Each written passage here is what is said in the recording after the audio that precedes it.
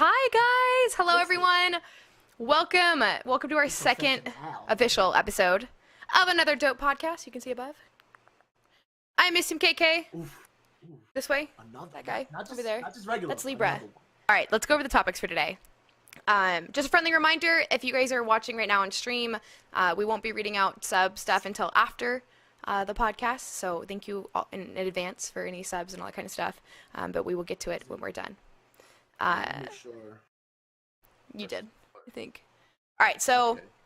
we're going to go over some topics today. We have 4 of them. We're not going to touch on all of them because last time we did the podcast, we had a lot of really good comments in chat, questions in chat. We want to dedicate a lot of this podcast to answering those, but in the meantime, we're going to start with stuff.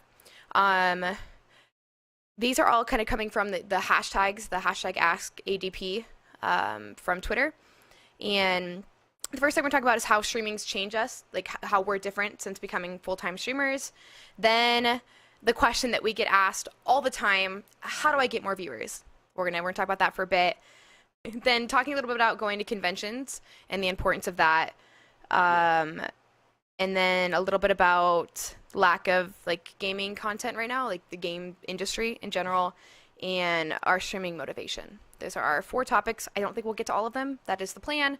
Until then, we're just going to kind of vibe off of it, and then whatever you guys are asking us in chat, we feel like it's a good time to start answering your questions, we will do that. So if anything piques your interest and you want to know more, or you have a question about something, please feel free to say something, and we're going to go from there. Facts. All right. So, Libra. Yes, ma'am. Let me ask you, step in my office. Coming. All right. Sit down, okay. Let me ask you a question. Kathleen, I'll be back. She's in the office. Okay, here. What's up? How have you changed? So you've been streaming for a year and a half now? 2 years. 2 years. Over 2 years. Okay, over 2 years. A little bit over 2 years. Have you seen any difference, whether it's in your personality or your whatever about you, from when you were not streaming to now being a full-time streamer? Yes. One of the main things is I'm more open to people. Okay. I wasn't when I started. Okay. Which is why my climb was a little bit more friction on it. Mm-hmm. And it was because I was so to myself, I'm gonna do this myself. I don't need nobody, blah, blah, like hoorah. And I put myself in this box where I didn't let a lot of people in. Mm-hmm. Lately, maybe the past 3-4 months, about right before I moved, Mm-hmm. I became more open to new people and stuff. And I know that I've grown from it. I've developed dope relationships with people from it. Mm-hmm. And it's something that when I started, I wasn't doing. But What do you think changed? I think it was just the fact that I knew that I did do it myself. Mm-hmm. So no matter what I do, no matter who I'm with, no matter who I'm around, no matter who I It was vibe you. with, Yeah. it was still me. Okay. No matter where I go after today, Mm-hmm. I know that I did this. Everything else is just what I built the platform for it. Now you're expanding it's it. time to go up. Yeah. There you go. And I wasn't. And it was always because of that little thing in my head that, nah, I did it. But you did do it. Even if you do it with someone else, giggity, you still can say that you did it yourself. Mm-hmm. You know? Like, you did it. It doesn't matter what I do now. I did this. I got me where I'm at right now. You know? Yeah, even with support, no matter what, people, you can't force people to watch you or support you. So yeah, I agree with that. Yeah, facts. Yeah. I would say the biggest thing that changed with me is kind of the opposite, I would say. Always have been very outgoing. I loved going out and doing things, all that kind of stuff. Once I became a full-time streamer, it's slightly isolating in a sense because you love what you're doing and you're having so much fun with it that you're grinding so hard. It's not really a grind at first. It's really fun and it's like you're having fun. And there was a lot of times, because I started in college when I was in college, and there's a lot of times when I would normally go out with my girlfriends, I'd be like, oh, I'm gonna stay home and stream. And that kept happening more and more often, more and more frequently. I would say streaming has definitely made me a little bit more introverted than I used to be. 100% more jaded, definitely a little bit more cynical. I'm still rather, not necessarily gullible, but ignorance is bliss with me for a lot of things, and I continue to think that way and be that way. But definitely made me significantly more introverted than I was before I started. 100%. Same. Like, I don't even want to go get my mail. Like, that's too far. Yeah, I like, and I bullshitted myself. I was like, when we move, I'm gonna go outside all the time. I don't go outside. It's yeah, I've beautiful. gotten better. I know it is. I don't go outside though. I need to like, but it's the personal stuff was another thing that was keeping me from going outside, you know? Yeah. And it was always go outside, I'm gonna run into some old dudes and I'm gonna vibe and we gonna get lit and then I'm gonna go back into my, you know, so going outside was a negative when I was in Brooklyn. Now going outside is a positive, like I want to go outside. It's so beautiful outside, you know? Yeah, it's beautiful there. Because I'm over here now, you know? And it wasn't like that. Was that your main motivation for moving?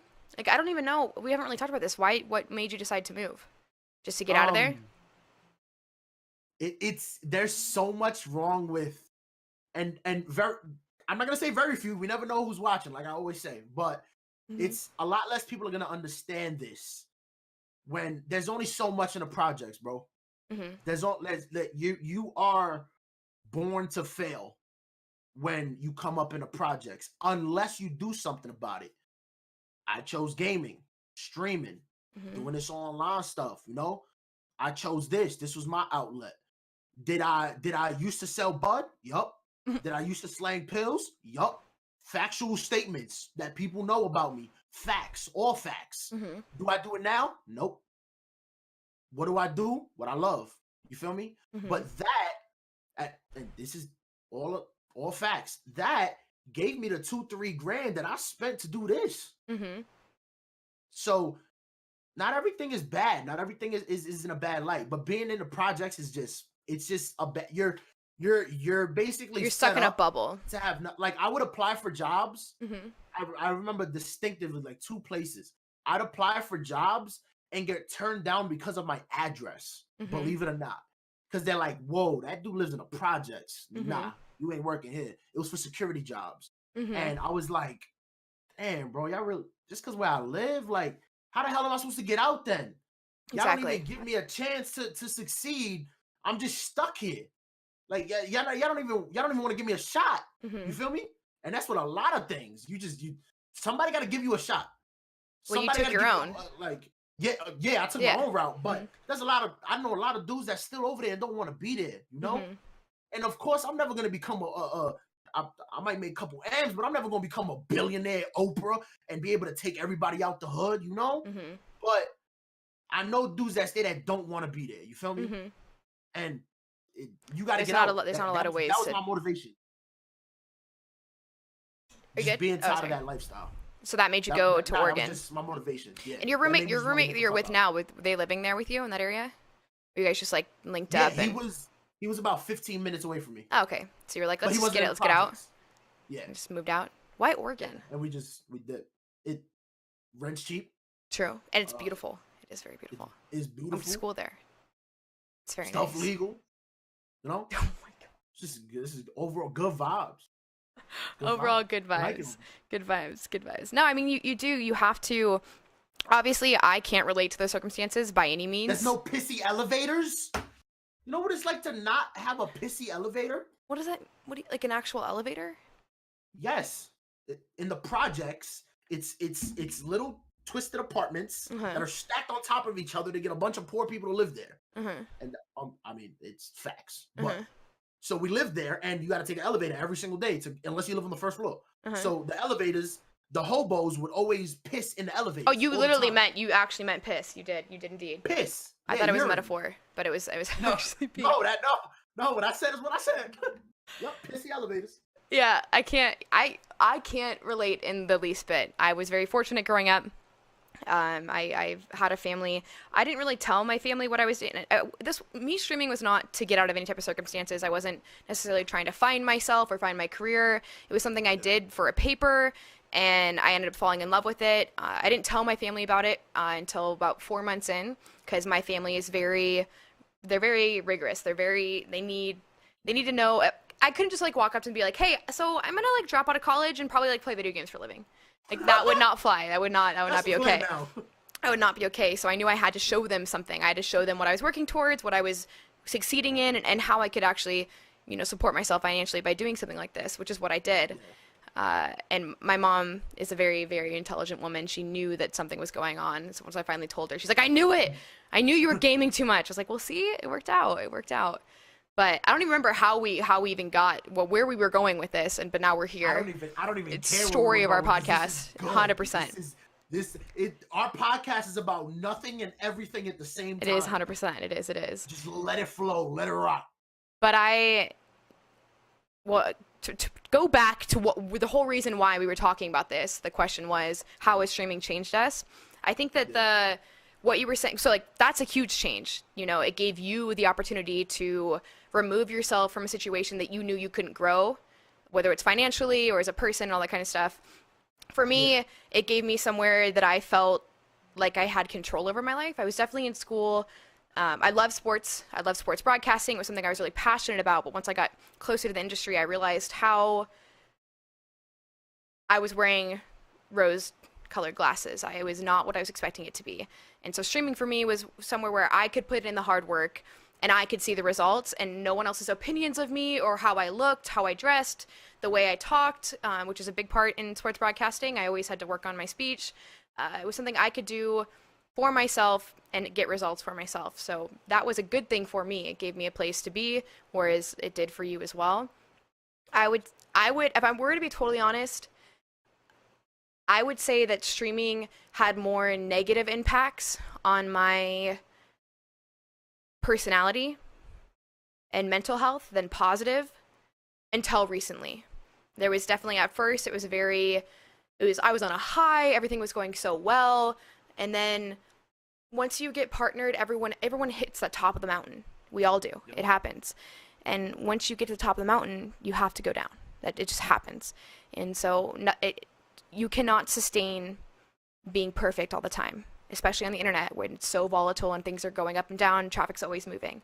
And that climb back down the mountain was very rough for me. Very rough for me. And it definitely changed me a lot in the way I saw the world. What you mean? Talk about how it made you feel. Well, I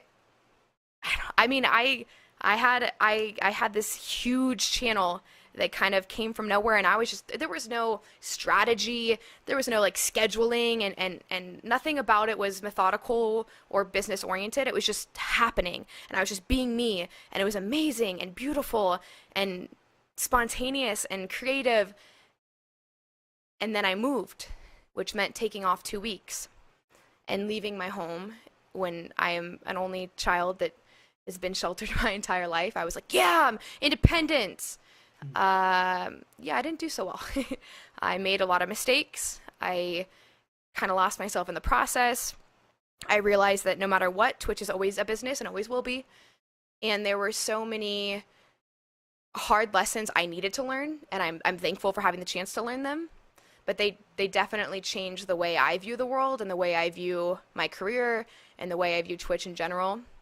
It wasn't until recently, I would say the last maybe 3 or 4 months, that I've finally figured out what streaming means to me, how I can do it in a positive way that makes me a better person, and in turn help other people not necessarily be a better person, but find an escape. And I found the right motivation, and I've centered myself, for lack of a better term.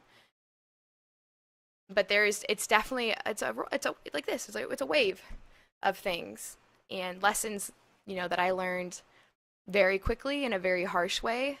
But I'd rather just get it over with, like rip off the Band-Aid. I need to learn these things. I didn't learn them, growing up. I didn't face very much adversity, if any at all, besides being a woman in sports broadcasting. But besides that, I had a lot I needed to learn, and I did. And so now here we are. So all in all, even though it was a shitty experience, mm-hmm. you wouldn't take it back. No, I mean, can you? You know what I mean?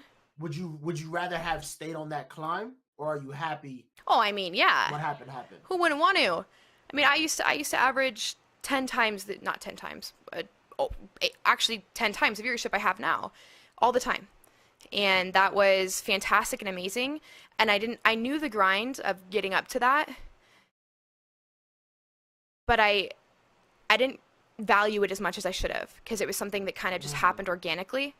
And I needed to learn It was just always an up climb. Yeah, an up climb. Yeah. So you didn't know what that felt like. Going down. Yeah, and I needed to learn that because it's Twitch. You know what I mean? Like it's never static. It's always dynamic. It's always changing. And so I had to learn that. I learned it in a pretty big, decline. But that made me look at myself and look at, all right, so the numbers aren't where they used to be. That's upsetting. What am I doing wrong? What's going on? And I had to reevaluate my entire perspective of Twitch. And by doing so, I learned so much about myself and about the industry, which is something I wouldn't have learned otherwise, I don't think. I was on a cloud that I needed to come down back to earth for a little bit. Yeah, like I dealt with a lot of bullying when I was growing up. I was very different. I have ADHD. I have a reading and spelling disorder, not disorder, but I have this thing where my brain, I can't sound out words like normal people can, which is why a lot of times my tweets are bad and things like that, which used to really affect me, and now I just think it's funny and I can blow it off. But besides that kind of stuff, I was very lucky to have a family that was very kind to me. Yeah. Because that made what you had to deal with easier. No, not dyslexia. Yeah. Respect. I was always in special ed growing up, and so that was the biggest thing is people, especially, I mean, younger kids, they don't get it. They don't understand. They see the word special, and they think that, they tease you for it, and I think that's a topic for a different day, though. You gotta go to school to be put in special ed. And yeah, there you go. I went like once, twice a week, bro. I was every day. I'm gone. See you later. You took my attendance. Peace. Yeah. I dipped. That was my issue, was never wanting, and it was funny because I would never really go, mm-hmm. but I would pass all the tests with like 90s and 100s. So the teachers would be pissed because you can't fail me. Yeah. You can't fail me. If I slide in for attendance and I'm out, but I pass all your tests, then what can you do? There's nothing you can do. Yeah. That's good. That's good. That was always wavy. Yeah, I have a really good memory. So whenever I would study, this is an interesting story, but I can't remember what grade it was. I'm sure my mom will tell me. We had to do like a reading test type thing. And I wasn't very good at reading in order to get out of the grade I was in. So I memorized, like, where I'd have my mom read it to me, and I memorized the words so I could recite them without actually having to read it. And I like fooled everyone, and I got out of whatever the grade was without having any idea. Nobody knew. You just remember. I just hustled. She hustled the education system. All right, let's go. So to sum up, I would say the biggest way streaming has changed me. It's definitely brought a part of me out. This business, or the business side, or the desire for networking and helping game devs and all that stuff that we talked about last podcast. That passion of mine, it's pulled that out of me, which I think is something I'm extremely good at, and it's a unique quality I possess, and I love it, and I'm obsessed with it, and I'm so excited to see where it goes in the future. I would say the biggest negative impact has just been becoming slightly more introverted, which is something I'm finally getting over or working on getting better about. And now you. Now me what? To sum up, like what you would, the biggest things you'd say that you've changed you from being a full-time streamer. Because of being a full-time streamer. Oh yeah, that's where we start. Wow, we went. Yeah, we went down a damn rabbit hole. I'm lost. Where you at? Okay. It's my phone. It's in the hole. Yeah, it's gone forever. The biggest thing that I think changed about me is that I'm starting to let people in, and I didn't. Even when I first started streaming. You did not like me at all. I hella didn't like you. And it took one word from a friend. Nobody. I didn't like nobody. It's the fucking shout out to T-Pat. Twitch.tv/TPatPeppers. Twitter.com/TPatPeppers. We'll follow him. If y'all don't know who he is, you should. He's a good guy. A really genuine human being. That's my fourth. Also my roommate. All right, let's move on then. Let's move on to the next one. We're actually doing really good on our time thing for once. We went 3 minutes over. Ooh. So the next one we were going to move on to is the thing we get all the time. I see it in my chat. I've actually seen it in my chat a lot more recently than in the past few months. How do I get more viewers? Oh, yeah. The question of the hour, or Golden ticket. That's what everybody thinks is the golden ticket on Twitch, is the damn number. I'll say right now that I understand asking the streamers that you watch that question. I have no fucking idea. I cannot tell you. I'm here and I don't know. A lot of streamers will tell you have a schedule. Be consistent. Enjoy it. I don't have a schedule. There sure as hell ain't nothing about me that's consistent. And I haven't always enjoyed it. I think the key with that last part, though, is don't start streaming to make money. Stream for fun. It is so transparent and easy to see when you are not, matured in this industry. It's very transparent that you're there to make money. People can see that. They can see right through you. So if that is your motivation, delete your Twitch and go do something else. Go on YouTube or somewhere else like that. There's places where you could go that being that way, I just want money, that works somewhere else. I don't work on Twitch. People want to see that shit. And what if you had to come up with one thing though? So like I'm in front of you begging, just give me one piece of advice that I could take right now and use on my channel tomorrow, and that might help me get another viewer or two. What would you say? Oof.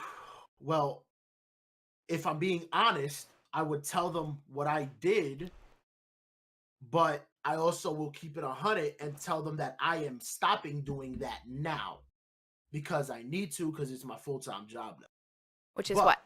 All I'm going to tell you is have fun. Don't care about numbers. The simplest thing in the world. Have fun. Don't look at numbers. Numbers don't matter. You having fun. You vibing with people. You just trying to find people to fit your bill. I got a dude that's literally in my chat right now that met me literally as I started streaming. That was the one other person when it was 2 viewers. It was my bot and him. And he's still here till this day. Your bot? No, not wow. Toxic. The person. With the bot. I mean, my bot's still here too. No, I'm kidding. I was kidding. And that's how I did it. I didn't pay attention to the numbers. I have a command in my chat that's exclamation viewers. It literally tells you Libra doesn't care about numbers. If we have a lot, cool. If we have a little, that's cool too. Doesn't matter. I don't care. Now, that's what I would tell you starting. Now, I want to flip it. What would you tell them when they get there? Not when they're a full-time streamer, moved out of the country, whatever the hell. When they started, when they're like, I'm a streamer now. When they make their little, I'm going to stream this many times a week, stuff like that. What's your advice to them? Those people? Smaller streamers, yeah. So people who are... They're streaming now. So you're not just starting your channel. You've been streaming for a little while, and you're averaging like 4 or 5 viewers. Months. Okay, yeah, there. You're almost hitting double digits, stuff like that. So you're hitting that that plateau where you're not really growing anymore. That spot. Like those 10 people are loyal, but it's only those 10 people. And you're trying to get I would. What would my advice be for them? First off, fucking send Christmas cards to those 10 people every year. Because those people who are your loyals are the reason why you will either succeed or fail on Twitch. You have to have a core community, and so don't take them for granted. Don't put too much emotional, emphasis on that, but make sure you're letting them know that you appreciate them. Once you get to that where you're no longer a newbie on Twitch, where it's okay not to look at your numbers. There is a point in time where you can find value from looking at how you're growing and where you're growing from. My biggest advice to you would be when you're done streaming, Twitch makes a stream summary for you. On that summary, you can see a lot of data. Don't look at it while you're streaming. Obviously, don't look at your numbers while you're streaming. I still think that is the best thing to do. When you get done, take a grain of salt and don't take any numbers too harshly. Don't put yourself on a pedestal that you cannot exceed to. But look at those numbers. And at the very bottom, when you scroll down that page, Twitch will tell you how people found your channel. Whether it was a direct link, meaning you put a link in Discord. More often, it's Twitter. Those social media places. If they found you from some type of feature on Twitch, which a lot of people, I think you'll be surprised that you'll actually see sometimes, even if you're not a partner, you still have the chance to be there. Or if it was from an unknown source. It'll break down into 4 categories where people are finding your channel, and hone in on that. Find those niches that you're succeeding at, because if you're already averaging 10, 15, 20 viewers, you're doing something right. It is very difficult to get over that hump and to get to that area. You're doing something right. You just need to find out what it is and then keep pushing towards it. You have to definitely hone in on what you're good at, and don't exploit it, because that's probably not the right word, but essentially give into it. Make that your thing. If it's social media, do your research. I've done, when it comes to posting things on Twitter or Instagram, there is so much information out there about the best times of day. Don't Google what's the best time of day to like post on Twitter. Don't do that. Go to your logistics on your Twitter. You have to know your audience. Go on your Twitter. You can see your logistics. You can see all that information. It'll tell you what time of day people interact with you the most, what type of content you're putting out that people interact with the most, what your audience is. It'll tell you the age group, ethnicity, whether they own a car or not, if they've bought a home. Like, it's nutty how much they will tell you. It's fun to get sucked into because it's kind of interesting, but take the base stuff and use that. Keep it in the back of your mind, so when you're posting content, it's with a purpose. You can post like funny, silly things and have like fun engagements on Twitter. You should do that because it's good for your soul. But have things that are it is. I mean, it's fun to like just shoot the shit with your friends on Twitter. Facts. It's analytics, by the way. Sorry, my bad. What did I say? Logistics? Logistics is not right. Oh yeah, you said logistics. That's not right. That's definitely analytics. If you're sending something to someone. Yeah, you're right. Analytics, my bad. Cut all that out and hear me saying the word analytics and then paste it in video. Yeah. Camera guy. But do that, and there's apps out there that are really cool, like Crowdfire. There's a few other ones that are more expensive that are good tools to use to make sure that you're staying active. Say either you stream and you have some funny clips. When you get done streaming, save them to a Google Drive, have them on your phone. Create a cute little video. I do this a lot on my Twitter. I create a video based around it that I think it was a funny interaction. I put it in the Crowdfire app, and Crowdfire will look at Twitter that day and my community that day, and it'll post it on Twitter at the time that it will get the most interaction for me. I don't have to do it. I don't have to be up at 4 in the morning.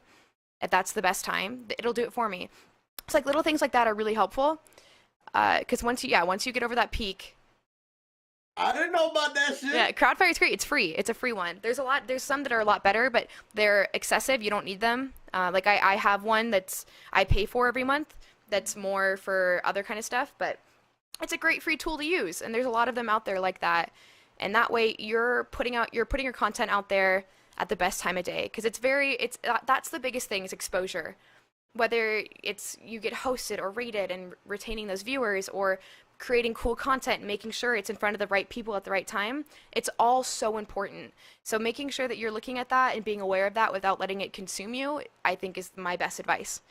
As everything you do, not everything, but most of the things you do now should have a purpose behind them. Mm-hmm. And a good one. Don't be like, I don't know, people can have bad purpose, but true. That was long-winded. I'm sorry. If you're new, just have fun. That's it. Like, back to what he was saying. If you're new, just have fun. Do it for fun. Play with your friends. Play with your homies. If you get people in your stream, play with them. And obviously, there was something Summit said, I don't know, a couple months ago when I was watching him, when someone tipped and asked that question. And he's like, you can either be consistent, or so the 3 tiers is consistent. Oh, yes.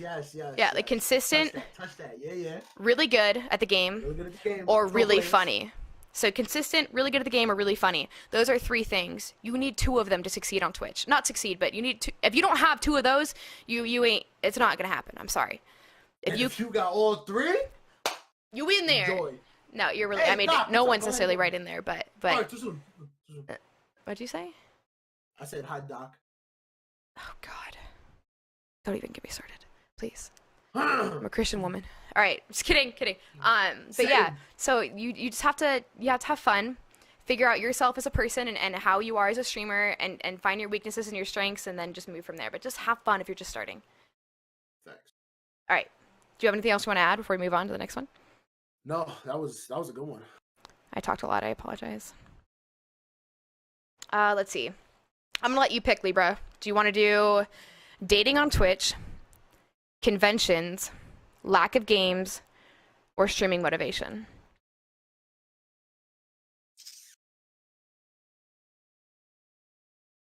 Let's start with.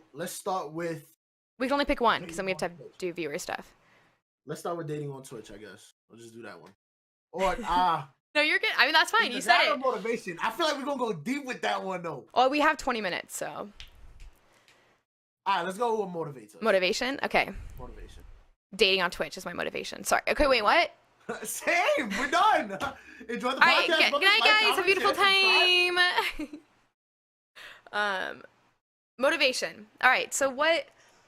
Obviously, you've been streaming for a while. I've been asked that every time. I'm like, how long have you been streaming? I'm gonna ask you every podcast. Lil Wayne saying "pussy is the motivation" is just in my head, and it just. Because you're putting dating and that out. And Twitch. Yeah, no, don't edit that out. I like that. It needs to stay there. It's better than your O.J. Simpson reference. Anywho. Oh, wow. Woo! Did you see last episode? Go watch. Yeah, I think it's cut out actually. Anywho, so what motivates you? The whole reason why, let me give a little bit of background. The whole reason why this became one of our topics we want to talk about was that whenever Libra and I, before the podcast, we get together, we make sure everything's working, and then we have conversations, and from that, we kind of build our topics we want to talk about.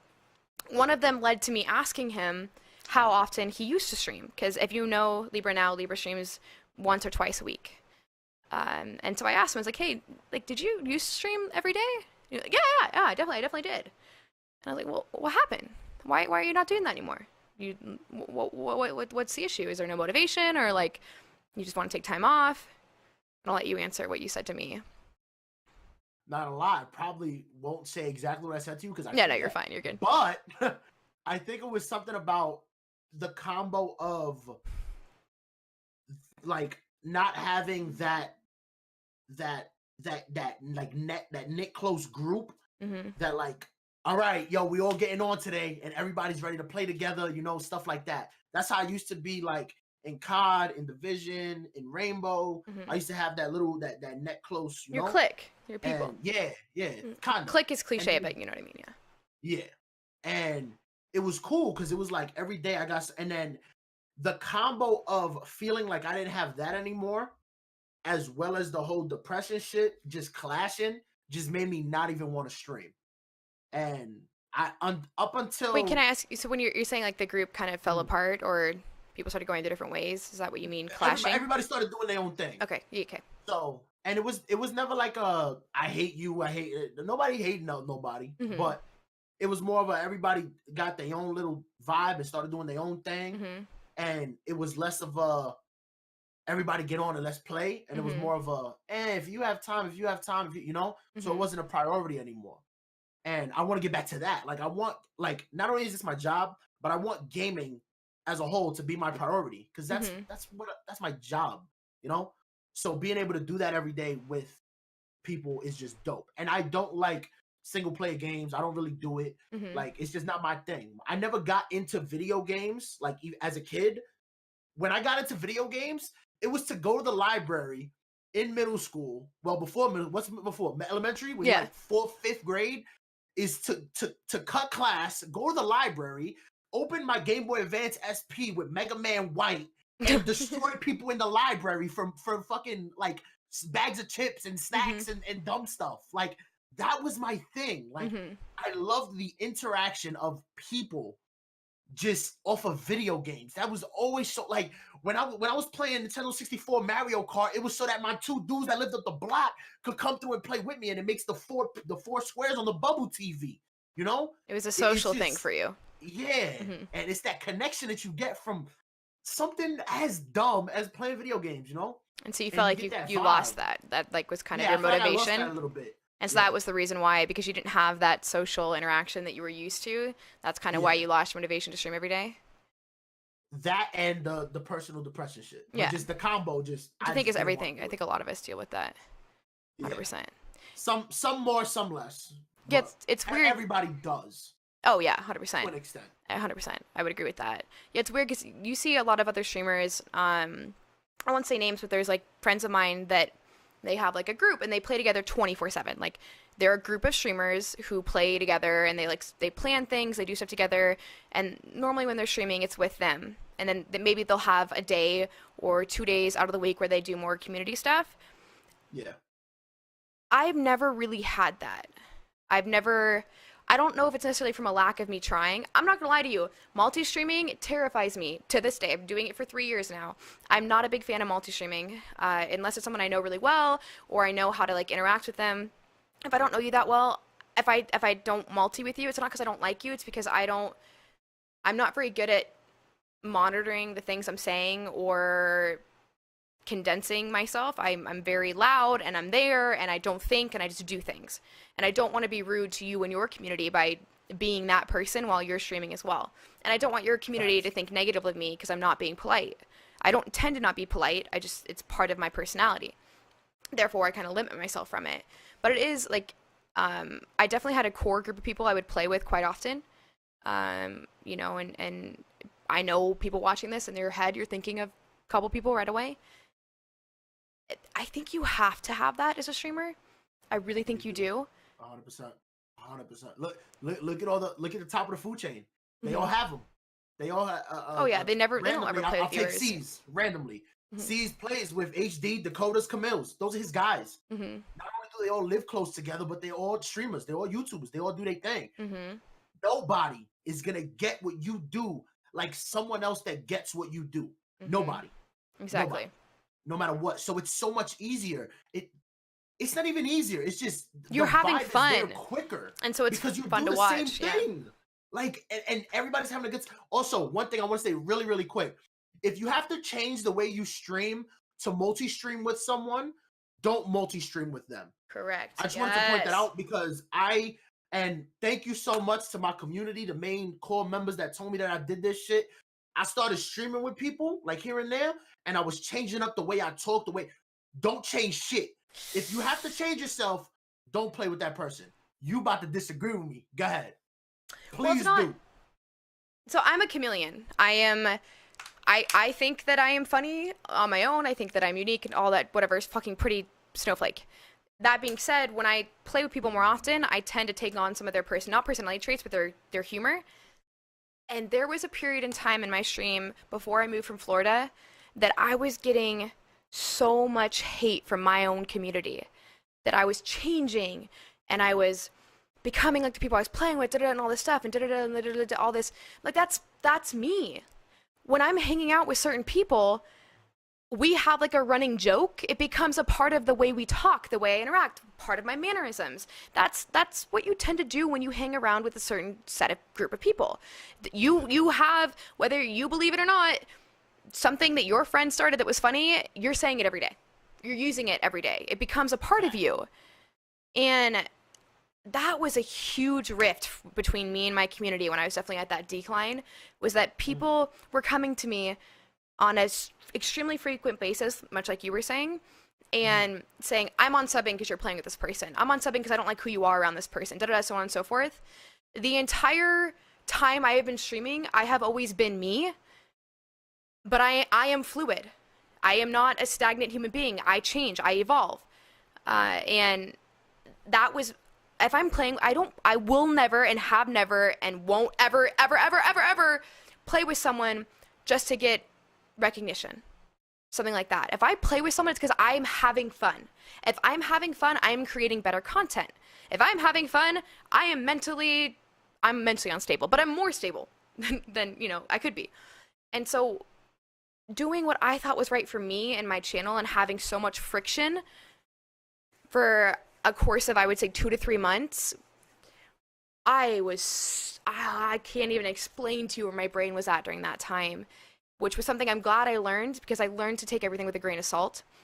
It was eating me alive that people were unsubbing to me because of who I was playing with, or they thought I was changing, and I instantly was like, all right, I stopped playing with them. I have to change back. I have to take off my costume and go back to Lauren, and it was something that was driving me bonkers. And then I realized, what you mean? I'm having fun. I'm enjoying this. If you need to leave, bye. The door's that way. Don't let it hit you on the way out. I can't change me because you're not happy with it, because you don't have to live with me. 24/7, 7 days a week. I do. And that was like the moment I snapped my fingers and I got that was the moment I started enjoying streaming again. It was when I stopped caring what everyone else had to say and just started being me again. And that was when I started to go back uphill, and numbers not so much, but just enjoying streaming again. I wasn't in that dark place that I was when I was towards the end of leaving Florida. And it's basically it's in your case, it's like you got to restart. Because you didn't start for the love and for the, but when you got that restart, you did, because you could have stopped doing it. You got many other, like, you're not stupid. You know what you could do. You know what you could accomplish and shit. Go on. So never again. So you could have took a different route, but you still with it. You feel me? Yeah. And a lot of people, I think, get to that point as stream. I've seen a lot of people give up on streaming lately. A lot of people. I think more people I know that have given up than are still streaming. Low key too, yes. And they'll quit, and it's like, you quit because you didn't love that shit, bro. Because if you loved it, you wouldn't have quit. It does get stressful. It does get hectic. It does hit you hard sometimes. The numbers do get crazy, and sometimes you don't know what's coming next month. But if you loved it, you would make sure that you do whatever you can to still do it. So yeah, definitely. I think it's definitely a personality trait. You have to have that. I thoroughly enjoy having my back against the wall. Like, if someone tells me something I am not good at, I eat that shit up and I serve it back to you for breakfast the next day. Like, I love that. I love being told what I can't do because it gives me so much motivation. And that's a lot of streaming, is that you're looking at these numbers and these projections and all this stuff. And when things aren't going well, I find motivation from it. And that's definitely a personality trait. You're going to make them go well. Yeah. I was like, fuck that. I'm in control here. I'm the one who hit start streaming and stop streaming. Granted, I have not been the best about it, but you have to definitely have that mentality that when things get rough, you get tougher. And not everyone has that. It's definitely, I think it's a personality trait. It's not for everyone, and that's not a bad thing if you're not that way. You have a strong suit somewhere else that might not be your strong suit, and that's okay, because somewhere else in life you are better than me at probably 98% of things. That is my strong suit. I love being faced with social media adversity or things like that, in those types of situations. There's been so many people, so many times people have said, the only reason why you're part of the streamer is because Goth and Roman supported you. I got partnered before they knew who I was. I met them on my 1-month anniversary. And there's all those little things like that people say, or that you're only successful because you're pretty and things like that, which is like, all right, sweet, thanks for the backhanded compliment, but whatever. And those make me want to be more and do more and have more and give more. And so I love it. Like, I eat that shit up. And not everyone can. True. Some people, they allow it to affect them more than something that's actually bad. Like, they just let people's judgments and what people think determine the type of person they are. But you have to be the type of person you want to be, and no matter what you are, what kind of person you are, whatever you decided, people are gonna like it or hate it. Keep the ones that love it. If they don't like it, don't change for other people. So technically, we disagreed. But we still got to, like, every time. Agreed. Yeah. Because what motivated you was the opposite of motivation for me. Yeah, but you're saying that's what happens. I'm a chameleon, which is still saying what I was saying. Don't change for people. You're not changing for people, but which is my way of not changing, and your way is not. Yeah, 100%. Opposite ways, we got to the same place, which I love. I love that every time. All right, we have to kind of wrap up this part here, because now it is time for you guys. We'll try to get some questions. We'll save the dating on Twitch thing probably for next time, even though we've pushed it back to now. Do you want to say anything? We could make it like a 3-minute thing. Go ahead. Give me a point. I'll make a point. Me? Go. Well, this stemmed from somebody who was not a streamer, that asked this question, and they were, met someone in a chat, and they were like dating or whatever, and it all kind of went really bad, and they asked my opinion on it. I think that people always say don't date in your workplace for a lot of very wise reasons. That being said, you got to do what makes you happy. You just have to be smart, especially when it comes, if you are a streamer, whether it's small, big, or large, and you have interest in another streamer and you're talking to them or things like that, you just have to be aware of the social space in which you're interacting, in which you exist, and realize that anything you put in text could be put somewhere on the internet. Any picture you send could end up on the internet. Anything you do, because it's via technology and you're not in the same state, you're not going on dates together in real life, that kind of stuff, you just keep that in the back of your head. You don't have to run away from it. Do whatever makes you happy, but just be smart about it. And take a little bit longer to trust someone. Dig a little bit deeper. And also be careful who you trust. Yeah. As well as make sure you can trust them. Mm-hmm. Be careful who. Not everybody's trustworthy. They might put on the front. They might look like it. They might open, come, and they just doing it so they could as soon as they get the chance. Be careful.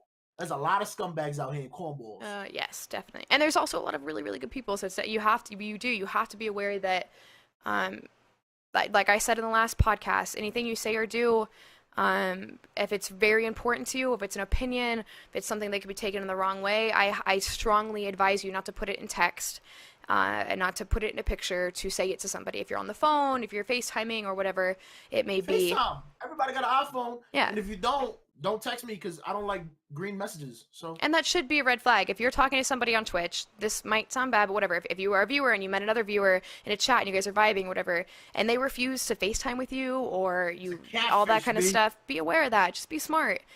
Other than that, do you have fun, but just be safe.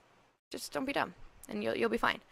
I don't know if it'll work out. I've tried the long distance thing one too many times.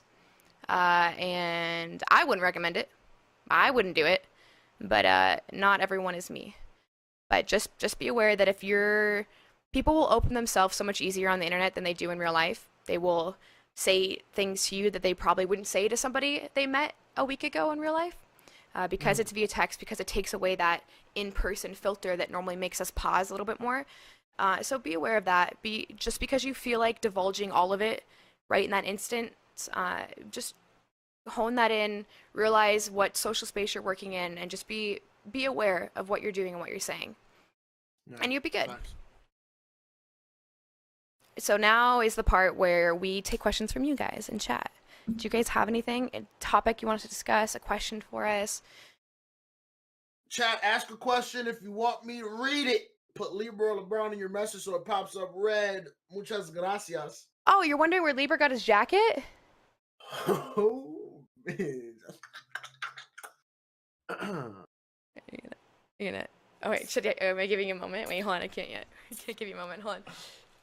Let me talk. Go ahead. You like this shit, huh? It look good. You want me to, let me tell you something. Come here, let me talk. I have a blanket that looks just like this, and it says lit across it.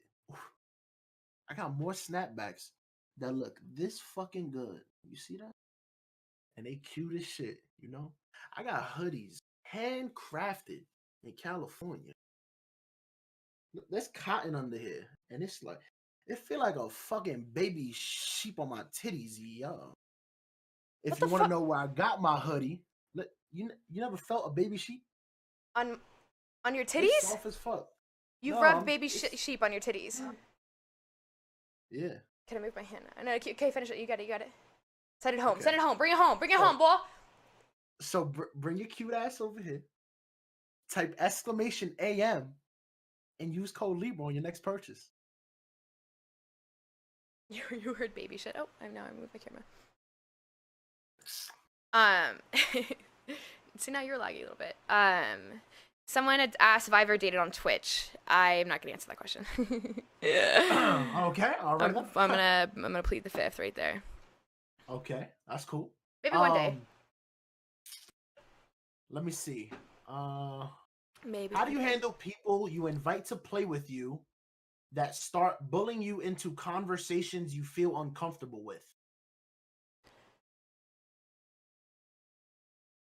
I guess we just need more context for that. Yeah, I would need a situation, not names obviously, but so are they're not talking about streaming, they're just talking about playing in general? Yeah, I'm guessing. She said, how do you handle people you invite to play with you? Yeah, Jelly, Mistress Jelly. Mm-hmm. How do you handle people you invite to play with you that start bullying you into conversations you feel uncomfortable? You fucking block them and stop playing with them. I'm assuming it's on stream.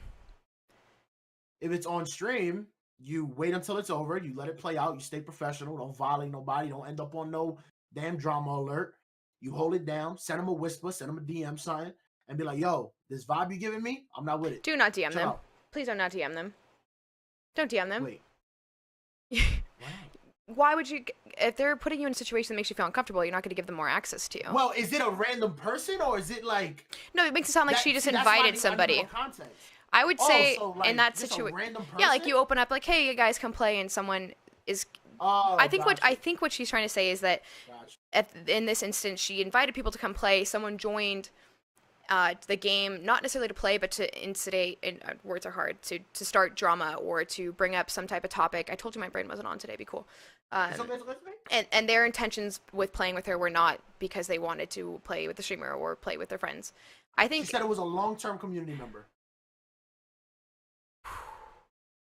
That's even worse. Fuck. Instigate was the word I was looking for, yes. I think that what I would do in that instance is I would say, like, after a game, be like, hey, I'm gonna go use the restroom. Those of you know that whenever I get up from my chair, I always turn my camera off. I would turn my camera off. I would mute my desktop audio. And if they were in Discord, I'd be like, hey, listen, I'm opening myself up so you can come play. I appreciate your support, but what you're doing right now isn't okay. Although it's a fun social space, this is my job, this is my workplace. I would not walk into your workplace and start saying things to you that make you feel uncomfortable, and if I did, I'd probably be escorted out by somebody. I would be asked to leave the building.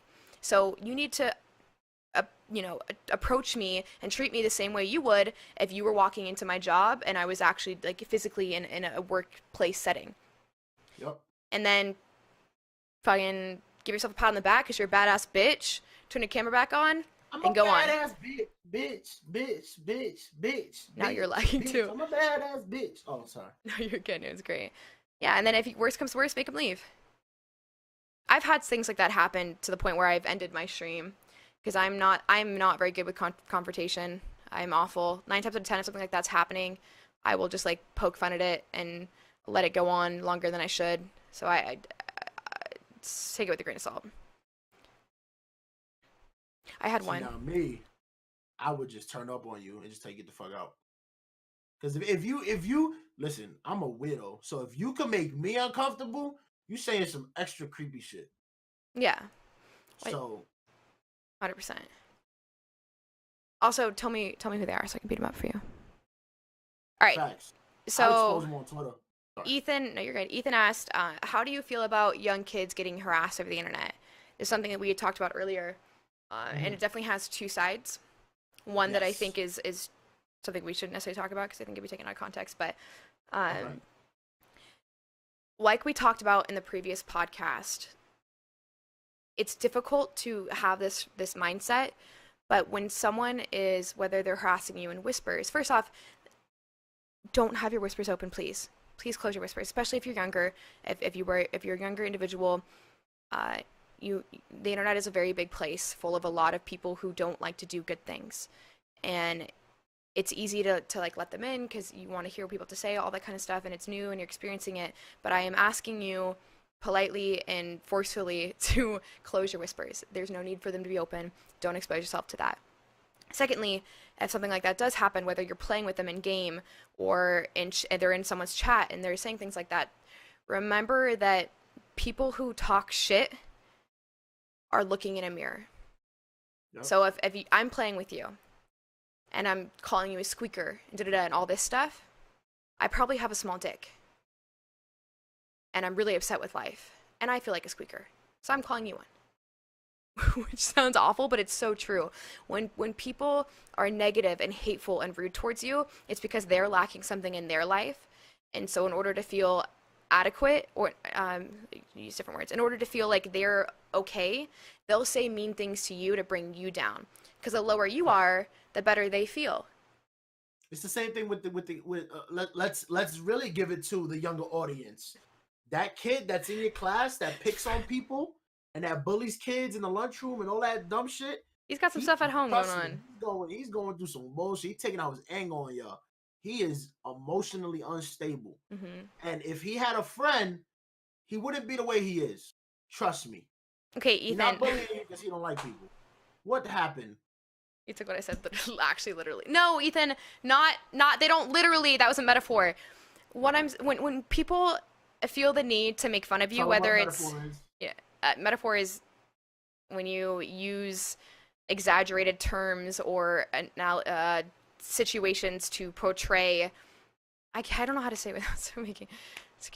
Anyway, I told you my brain doesn't work today. Something else. To make you understand. Like I was trying to make it more feasible, or to make you understand. Anyway, if someone is calling you a squeaker when you're playing and things like that, they probably have things going on in their life that they are not happy about, circumstances that they're either not willing to change or don't have the energy, don't want to put the time or the effort into change. So they're trying to make you feel bad because that makes them seem a little bit better. And it's not easy to see that because words are hurtful. You just have to remind yourself that every time someone says something to you over the internet that is unkind and not true, they are looking in a mirror. They are saying it to themselves. They are not saying it to you. You just happen to be there. Wrong place, wrong time. Okay, so this was the other part of we had this conversation earlier. And Cassim just said in chat, also, sometimes young kids usually are much more naive and don't maybe understand that they're being annoying. This was one place we kind of disagreed. We probably should have talked about it more before we were just talking about it on the podcast, but do you want to start? I'm just happy to be here. It was same. I'm just happy to be here, brother. You go. Just you be real.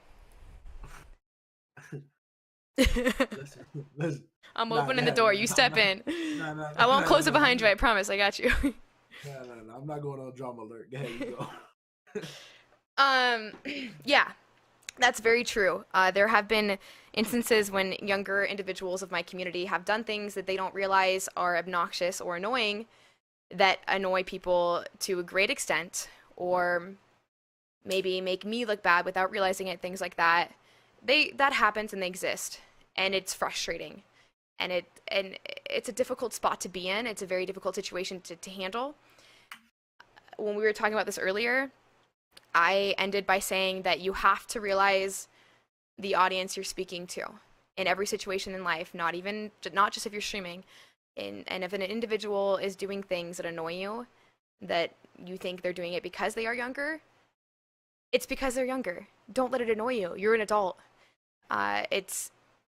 You have more years on this planet. You have more knowledge. You have learned all of these things, and at one point in time you were that person, and you just have to remind yourself of that because it's very easy to get frustrated. And there have been so many things that have happened within my community throughout the years that have been because someone's been younger, they didn't know better, things like that really frustrated people. And at the end of it, every time I would just say, listen, it's a kid. Like, you can't get mad. Like, it is what it is. If there's a learning experience there, then oh my gosh, if there's a learning experience there, then it should be shared. And if you can try to help it not happen again, by all means. But at the end of the day, you have to let it roll off your shoulders because it's somebody who doesn't really know better. And I know it's frustrating and I know it can get really annoying, but if you just distance yourself from it and realize the situation and the space you're working in, you can be okay. Do you assume my IQ? No, I'm not talking about intelligence. Just assume my IQ. I'm not talking about intelligence.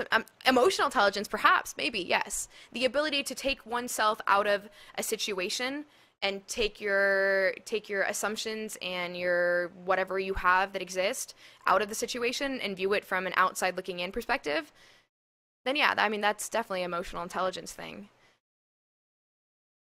Should never have answered the question. Just be aware of what's happening. All right, next question. Do you have one? What's emotions? I'm trying to fucking fix my mic because it's low in chat. I feel like I answered that the best of my ability. Hello, please tell me if this mic sound is good. You sound fine I'd for greatly me. appreciate it. Go ahead, Orange Pie. Is he DJ Khaled's brother? Another one. Ooh, all right. Sorry.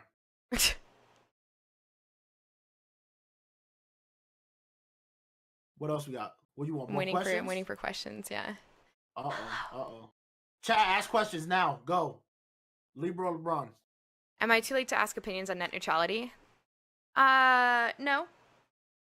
I mean, obviously, I'm against it, or against appealing it, and not having net neutrality via my job. It's my source of revenue, and so if someone has to pay to access, yeah, no, not at all. Earlier in the podcast, I had referenced the fact that I choose to be naive in certain situations. I believe some form of ignorance is blissful. When it comes to that situation, I've done what I can. I filled out all the petitions. I've done all of that. Obviously, I'm against it. But at the end of the day, I personally cannot change it.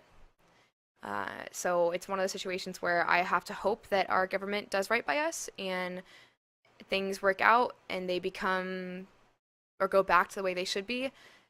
Other than that, it's such a huge topic that could affect my job in such great lengths that I can't focus everything on it. I need to just let what happens, do my part, do what I can do, promote and ask others to do the same.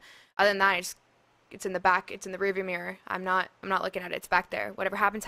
I can't ultimately control the outcome. I am not the person in the Senate voting on it. So I have to just let it be what it is. Okay. Do you want something super deep? Or we have 15 minutes. We'll do one more. I don't have any more, so. Okay, so it's on you. All right. We're going to get straight into it because this is something that I would ask, and I would ask it the same way. Okay. He said, what's up with the younger kids committing suicide over bullying? And I'm going to give you... You were kidding when you said it was going to be deep. Yeah, I gave you two options. I'm going to give you my thing. Wig splitter. Your name makes me think that you know, you little hoe, you know? Everybody doesn't handle being bullied or being picked on or being talked down to or being harassed. Everybody handles shit different. There's certain people, which a lot of us, it does affect us. Do not put on no damn stupid macho shit and tell me that people getting you mad or people annoying you or people talking shit about you or people always harassing you or directing certain derogatory shit towards you don't get you mad. Because it does. It gets everybody mad. It makes you feel some type of way. You could sit there and try to machismo all the fuck you want. It affects you. Trust me. And some people can't handle it at all.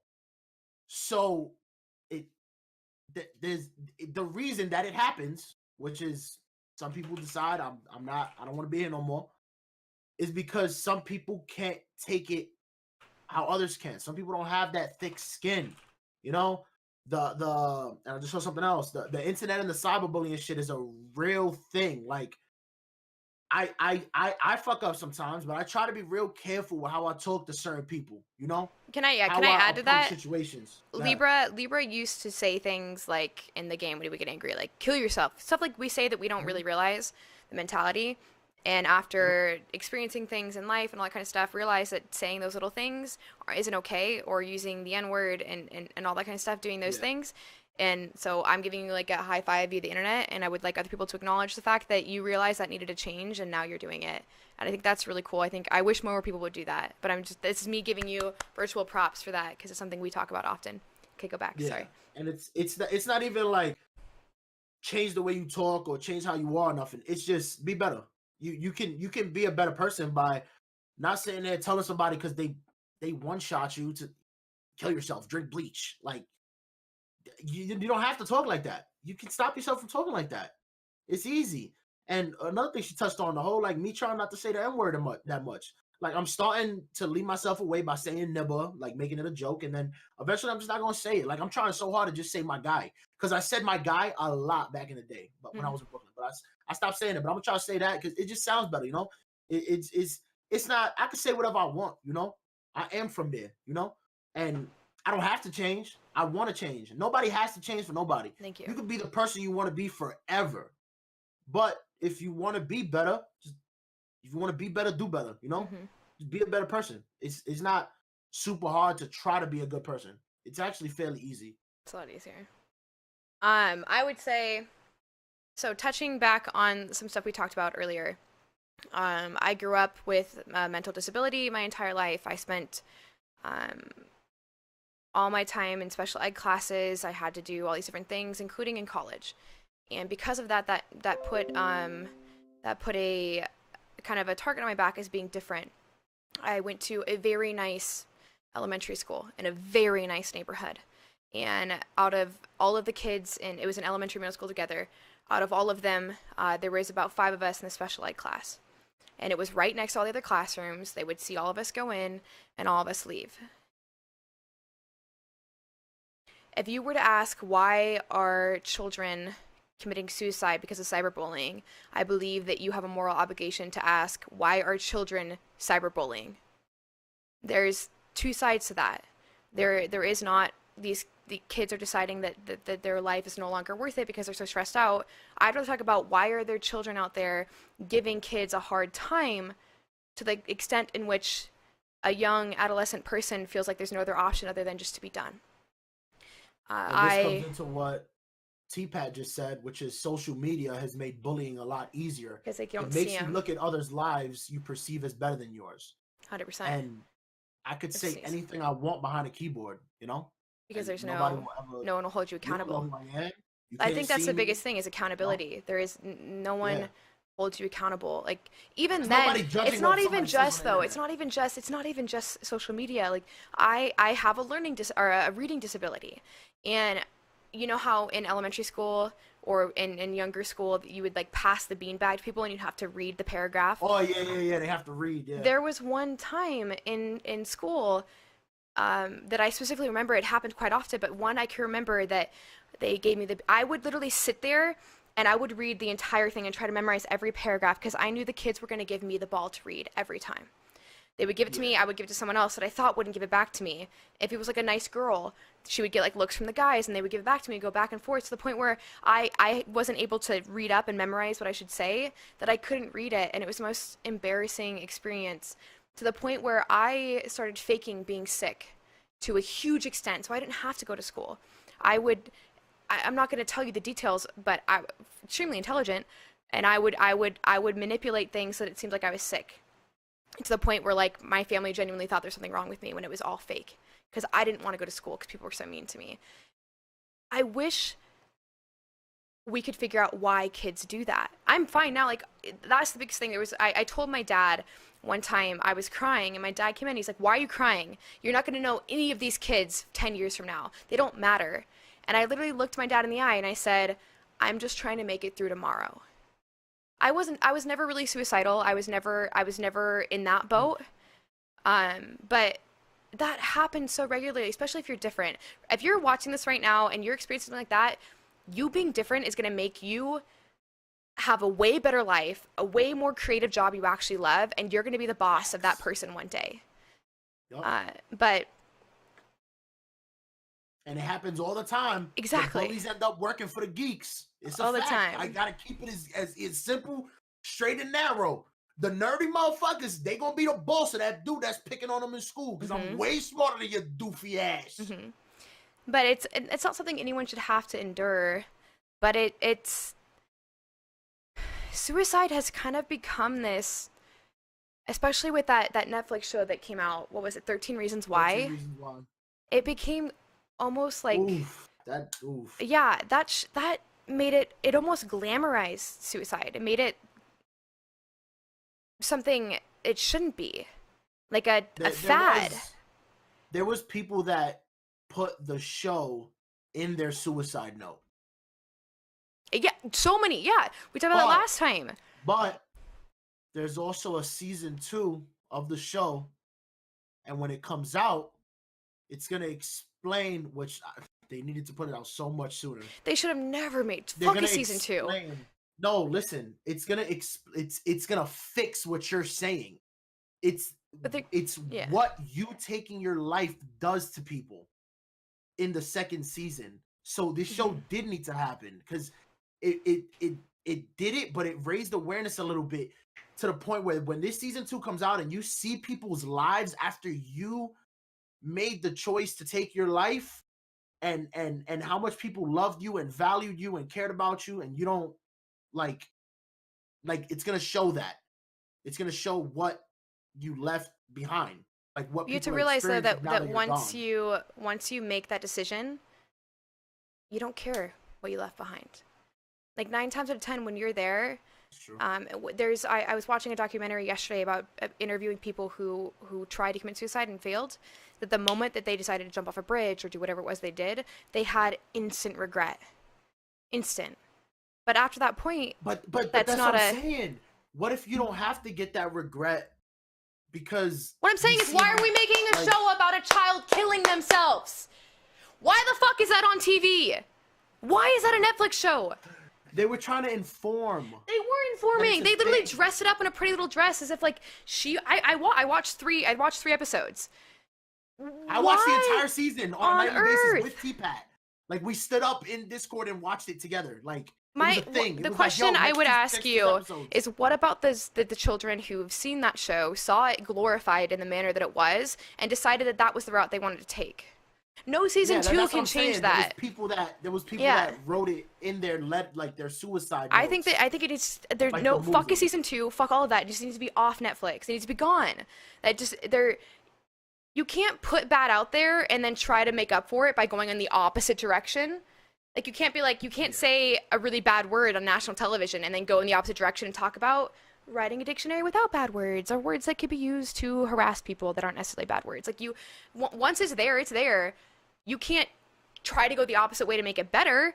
You should just remove it. It just shouldn't be there. I get what you're saying, though. Like, I 100% agree with what you're saying. Like, if you're going to do anything, you need to show the other side of the story. You need to show, like, what, if you were thinking about doing this, what the people that exist in your life have to deal with. I think it just needs to be gone, though. And again, I have to, you might disagree, but the whole, I don't know which one it was, Logan Paul or Jake Paul, whoever posted the fucking video, it was horrible that he did it. And it may be fake what he's doing now, but there is a lot of suicide prevention awareness. Oh yeah, that definitely is going on right now because it is dumbass. And I agree. I thank him for that. Coming out of his stupid shit. Yeah. I have to say thank you. Because so many people are raising awareness now because of his stupid mistake. I'll give you that. I'll give you that. 100%. I think nobody's gonna admit that that's what's happening, but it no, is. You are right. You're definitely right. I think it speaks more to it makes my heart sad that that's our culture. And I saw what you said about the last episode of that season makes it not so glorified. Then you're telling all these 14, 13-year-olds they have to watch 12 episodes or how many there are. Like, it shouldn't. In my opinion, it should have never been a thing. It might have been a good story, and they might have had the right intentions, but it wasn't portrayed that way. Our culture that we currently live in is so consumed by social media and by the internet that's never ending, never stops, doesn't ever close.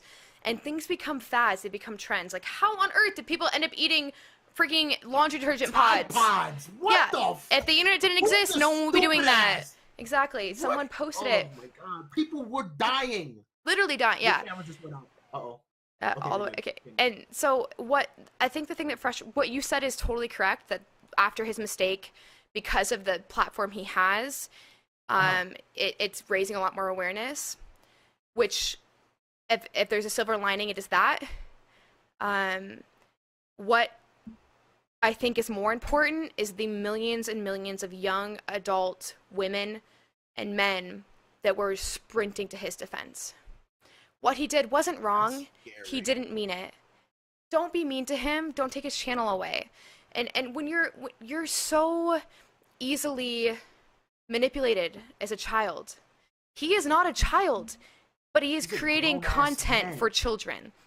And I don't think His that's entire okay. fan base is kids. Exactly. And Entire fan base. there is no, you don't, to watch his videos, you don't have to sign up and confirm your age. There is nothing Nope. of that sort. Whereas, like, You don't even have to make a YouTube account. no, yeah, you can just watch it. So if you don't have an account, you can just watch it on your Xbox or some shit. And it's so that's what saddens me is that it took going to one extreme and creating a paradigm switch per se of the topic of suicide in order for us to start talking about it seriously and being open and honest about the fact that we all experience, not all, but a lot of us experience these emotions, and they are real. They are not Logan Paul, they are not Jake Paul. These are people that deserve Yep. help, deserve someone to listen. But having somebody who has a huge stage to young adults making a grave mistake was the paradigm switch for us to actually start talking about it. That's what our culture's become. It's one extreme or the other. There is no safe space where we're just like, hey, listen, life can fucking suck sometimes, man, but it gets better. I've been Like, there. We've perfect all been there. example. It does get better, I swear to you. Before I lose it real quick, when the COD Pro died because somebody was drunk driving. Now we care about what people doing at these events and stuff. We didn't care before. Mm-hmm. Now it's an uproar. Now because somebody died, bro. The shit with the swatting stuff. When a dude got killed who didn't even fucking play video games. The mentality of people is so like out there that y'all don't even think about shit. Somebody sat on the phone and told the cops that this dude tied up his mother, shot his father in the head, was lighting the house on fire, holding the gun at his baby brother, and we blame the cops? No, Oh, well, yeah, that was crazy. yeah, I mean, like, the cops should never been put in that situation, but still, yeah, the whole situation was fucked up. But you're right. But look where it started from our fucking. Believe it or not, it's the COD community, the toxicity that's there from the it's mainly the play like the competitive guys, but it had this whole I'll DDoS you, I'll fucking kill you. That like y'all don't it's a video game, bro. I understand that eventually you can make money off it, but it's a video game. Y'all killed somebody. Y'all gotta know And the thing was, lines, is he had bro. already done it a few times before, things like that. It all comes down to the fact that we can remain anonymous on the internet. We are a screen name. I am Miss Team KK. I am not Lauren Johnson, 25 years old, living in my parents' home, dealing with all this other stuff. Like, I am Miss Team KK. That is what you see, and that is what I portray. I mean, obviously, I'm not living at home anymore, thank God. But I'm very open with my community, and I'm pretty transparent because I am the person on the screen talking to you. Yeah. When you're in chat, whether you mean to or not, there is a level of mystery there. You're not gonna come in my chat and be like, "Hi, I am so and so. I am 5'5". I weigh 180 pounds, and I accidentally killed my neighbor's dog." You know what I mean? Like, you're not gonna be honest about all of that. You're just there to have fun. But there's those people who are going through shit in their life that use that sheet of anonymity. Am I saying that right? I don't know if I'm saying it right. My brain's dead. That because they are not being personally held accountable, they're 420 no scope, smoke blunts, fuck bitches, gamer tag is the one that's responsible. They will do and say whatever they want because there is no accountability when you're on the internet, which is a very scary thing. And that is what's created this entire culture. And what comes from the internet, it can be so beautiful and amazing and helpful and loving and caring and promote creativity and positively impact society.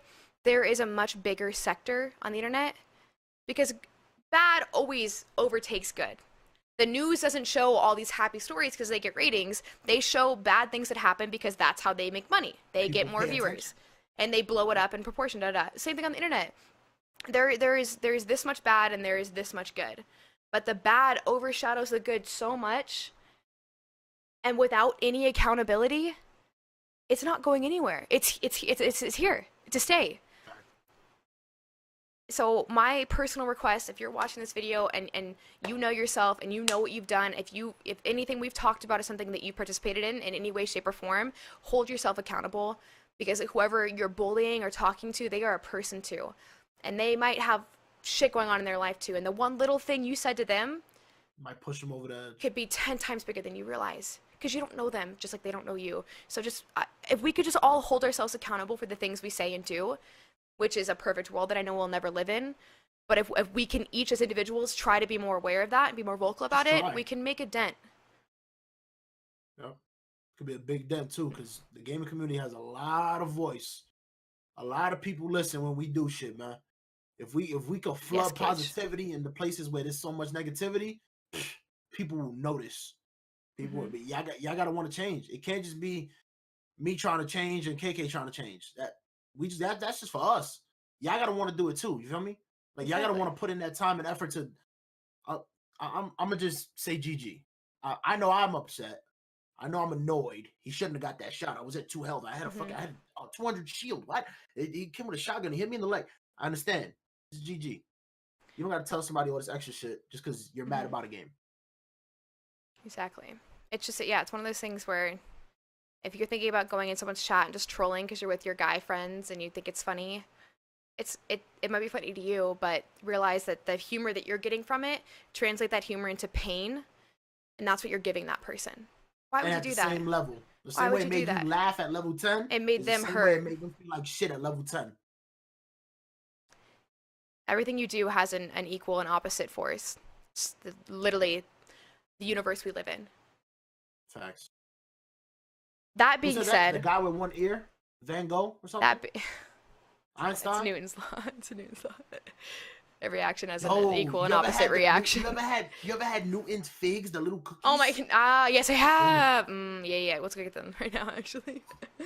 All right, chat. We are at our marker for the podcast. So we this part at 1:35 is gonna be edited out. Thank you guys so much for hanging out with us. First off, we're gonna actually do a formal ending because we upload this to YouTube, which will soon also be uploaded to Spotify. If you type !episode 1, you will find the previous episode to this podcast on YouTube. It's all on my YouTube channel. And so this is us saying we're not getting off. We're just ending the podcast, and then we are going to play more games. But we're gonna do a formal exit so that we look all professional and shit on the internet.